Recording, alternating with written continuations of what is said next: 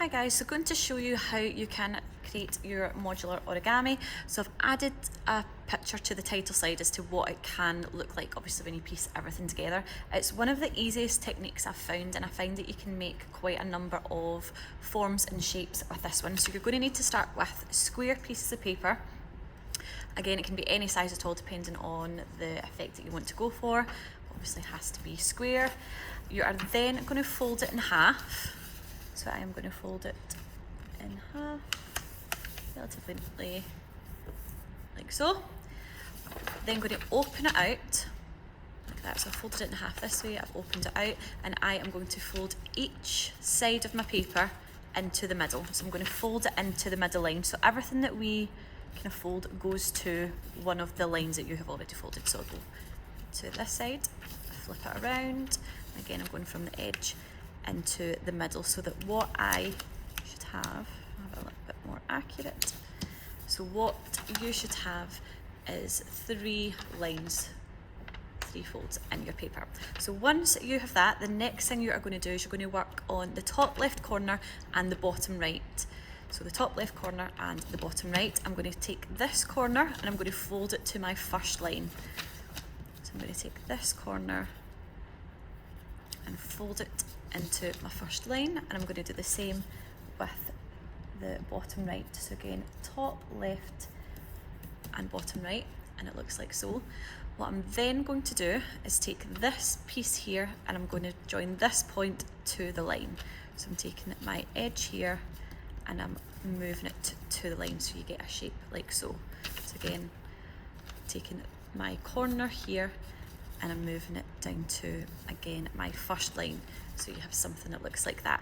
I'm then going to fold these in on each other, so you have something like this here.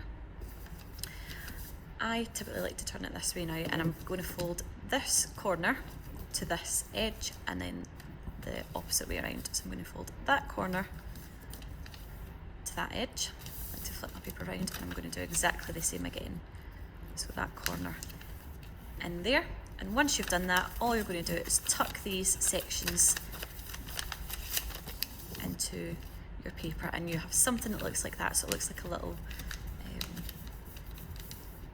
kind of rhombus almost. It looks something like this. In order to make a ball, so you can make a sphere out of these, you need 12 of them. So I've already folded the rest of them, so you need 12. You can obviously, if you're laying it out flat, and I'll show you how to do that in a minute, you can have as many as you like. So in order to insert them together, and again, this doesn't require any glue or any way to fasten it, they just all slot into each other. I have it like so, so I've got my folded sections here. I'm going to pop that face down, and again, I'm then just going to put one point to this corner, flip that round, and the second point to this corner here, join them together so I've got a little square, and then I fold it. So again, everything's just about meeting your lines and folding it so it looks like so. So again, corner to corner. Now, depending on the size of your paper, you might need to fasten together. So if I've made a square from an A1 sheet of paper, if I've got it and it's quite big, this has just been a square from an A4 piece of paper. If I have anything bigger, then I might want to use a little bit of double-sided or even some hot glue or something like that to fasten the pieces together. So again, point to point, and then fold it so you've got a little triangle. And again, you're going to repeat that 12 times. So if you are looking to have the kind of 3D spheres, then you want to have 12 of these. Obviously, if you are making something like a dress or any kind of textural piece, then the more the merrier. Again, you can vary sizes. Again, it will start to get a lot easier. You'll be able to do this in your sleep after you've done so many of them. So again, point to point. Again, you can spend a lot more time on it than I am. A little bit of slapdash. And typically I find it works really, really nicely with white paper, or obviously you can have printed paper. You might want to be making patterns or prints, different kind of textures, brush etc. on your papers to create an interesting effect. But again, white is just really quite classic and really beautiful and just all pieced together. So again, I have 12 of these folded like so. There'll be a little conveyor belt churning these out. And then once you have done that, we need to group them into threes. So we're going to have 4 groups of 3. So I'll pop these to the side for a minute. I have 3 of my little pieces, and all I am going to do is I'm going to slot them together. So the first 2 that I have, one point is going into this section here, so it's this middle piece. So it's going to slot into there. I'm then going to have the same, so it's an outside point that slots into the middle point of your one opposite. And then the same again in there.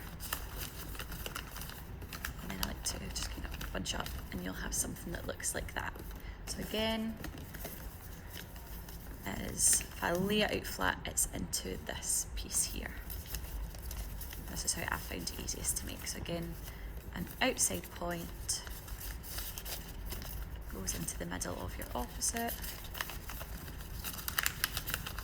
and then you put them together. So you're going to want to end up with 4 groups of those. Now again, if you're working with a slightly flatter surface, this is if you want to make one of the spheres. If you're working with a flatter surface, you can just insert them as you go and make whatever design you wish. Again, it's such an easy technique, and then you can improvise and be really quite creative with how you piece it together. So I now have 4 of these. What I'm then going to do, now this is the bit that's a little bit fiddly, the bigger the piece of paper, you're probably going to need some help holding it together. They're a little bit smaller, it's much easier to work with. So again, I am going to start piecing these together. So I'm taking 3 outside edges, joining them together until I have something like this. I'm then going to flip it on its back, and I'm going to pop these together. So I'm taking this one here, popping it in the one opposite, until you have something that looks like this. What I'm then going to do is I am going to insert this other one in these sections. So my triangles that are pointing down, I'm going to pop those in there, and then the one in opposite. So every little triangle should have somewhere to go, like so. And then again, last one in there. Obviously your folding will hopefully be much neater than mine, and you will have something that looks like that. So again, obviously depending on the size of your triangles, size of your squares, you can get obviously much smaller modular shapes. You can have some that are really quite big, and then obviously if you want to lay it flat out, and obviously you can just peel these all apart.